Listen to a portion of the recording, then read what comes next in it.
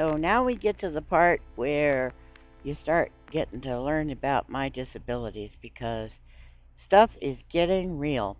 I'm just going to take you on a little tour of some of the chores I've been doing.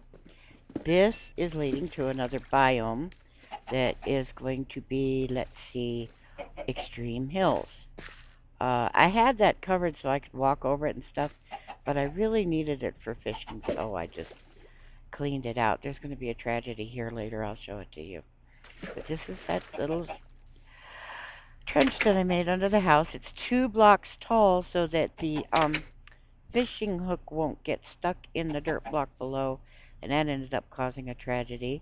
My chickens are laying eggs, and we're going to have a good collection of chickens in a little while. Unfortunately, the chickens are in a jungle biome. Guess what spawns in jungle biomes?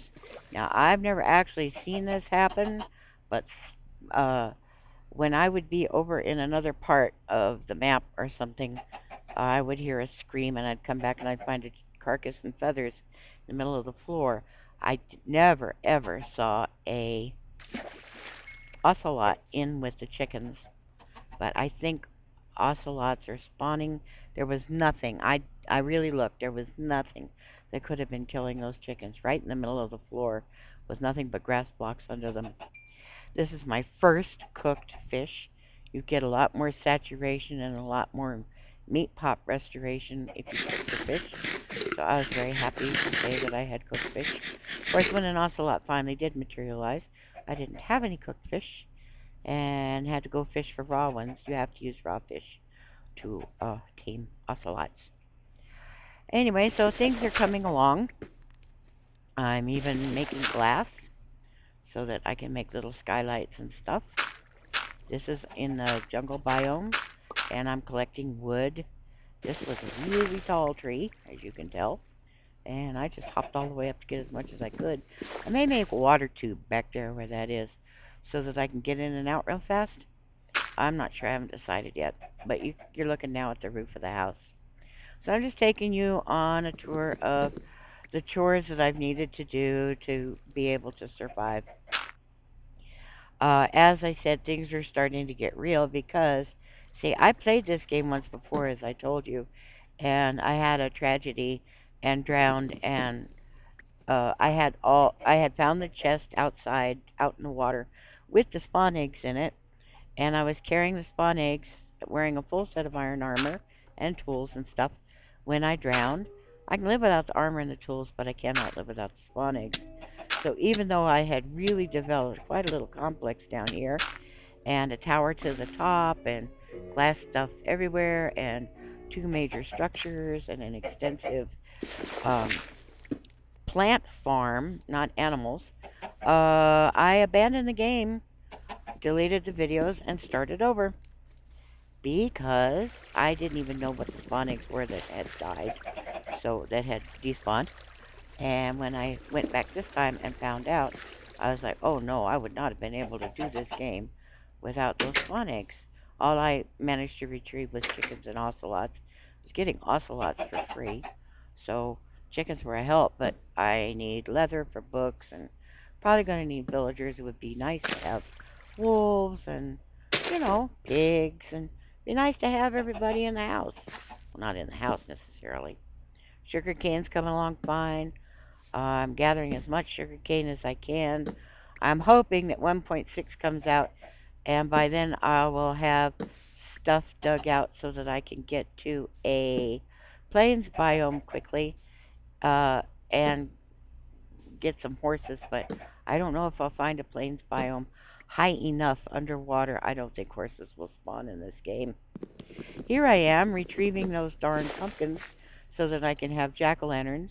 Jack-o'-lanterns are going to transform the game because, of course, jack-o'-lanterns can stay lit underwater. I do need to test, I don't know offhand, if I can put a torch on a jack-o'-lantern. If I can make easily visible pathways outside so I know which directions to go underwater without actually having to build tubes and tunnels with air in them and swim from place to place. And if I can just put a torch on the jack-o'-lantern, that would be groovy. This does not work. It looks like it ought to, But see, I'm starting to drown. Oh my gosh. So fortunately this time I did have blocks with me.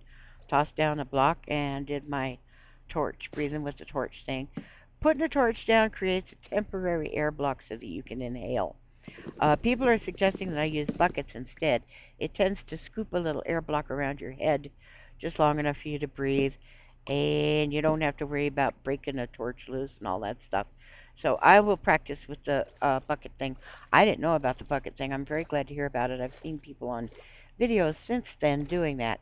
Warning, do not start swimming too high because it looks really interesting and you want to see the whole landscape, because you'll get too far from a place where you can put a torch down and you will start drowning, and that's not very much fun.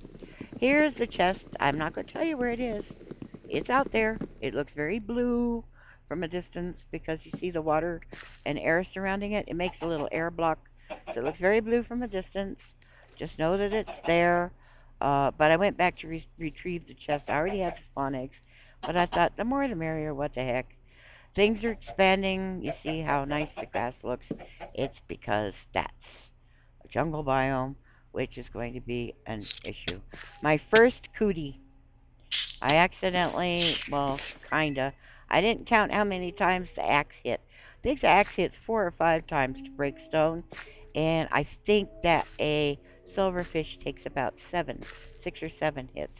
I'm growing grass blocks everywhere. I have to diversify everything because if a creeper blows up one thing in one place, I don't want it to blow up everything. You know what I mean? So I want grass spreading, and you'll notice the grass is spreading outside, which is really groovy. I knew that grass spread underwater, but I didn't know it would grow under that much water and that extensively.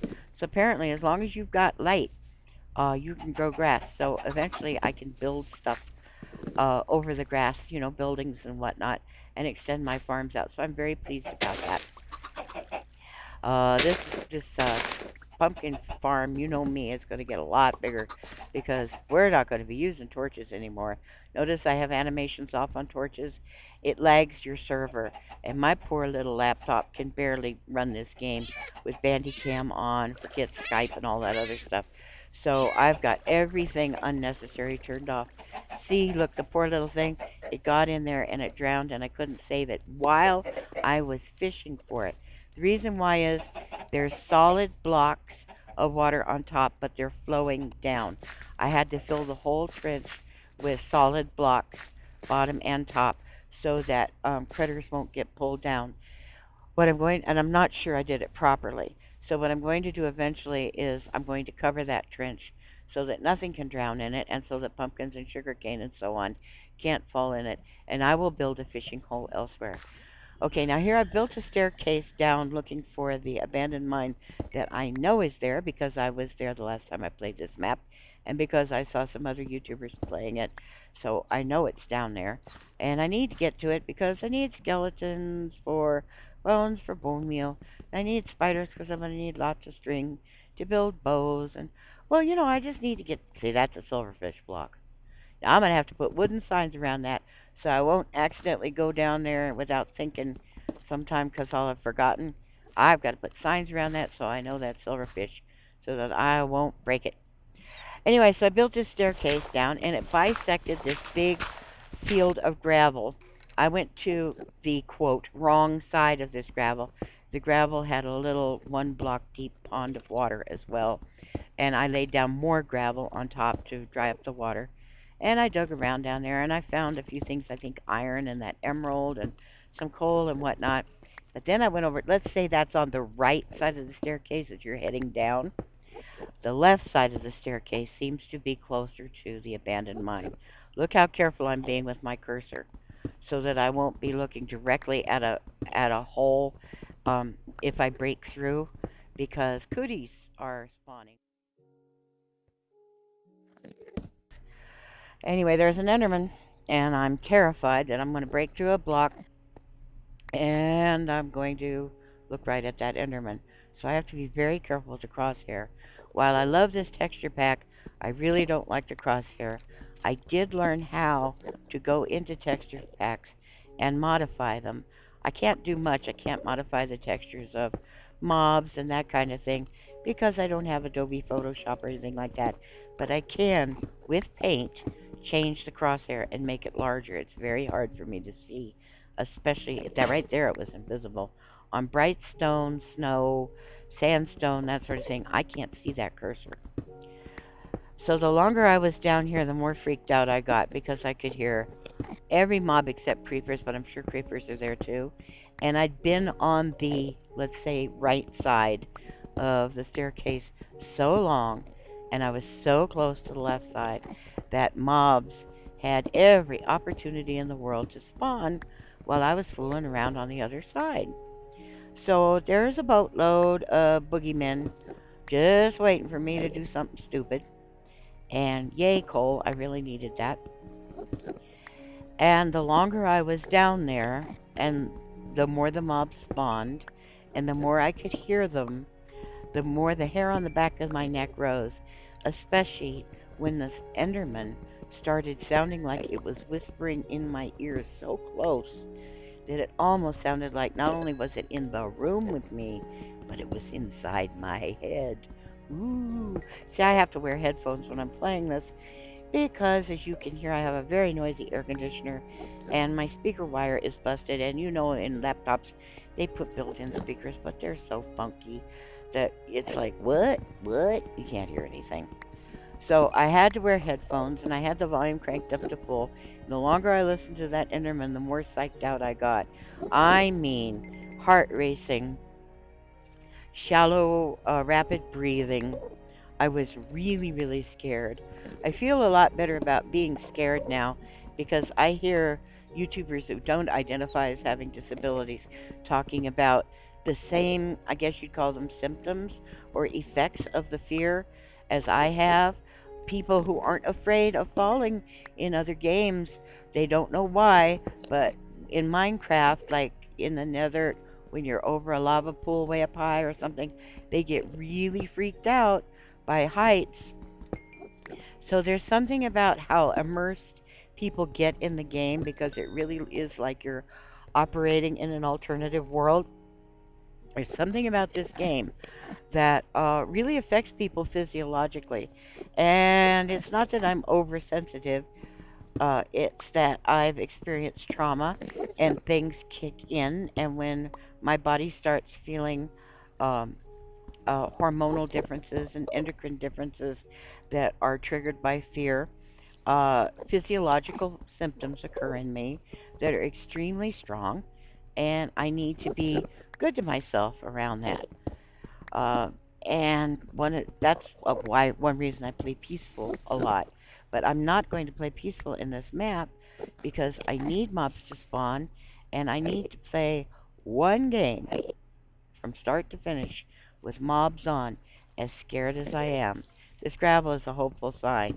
It probably means that I'm very close to the mine, the abandoned mine, that it is probably right on top of me, which is why the Enderman sounds so close. So I'm going to go upstairs, let everybody despawn, chillax, and come back when there's just a few cooties and not a whole welcoming committee. See you later. Thanks for watching. Bye.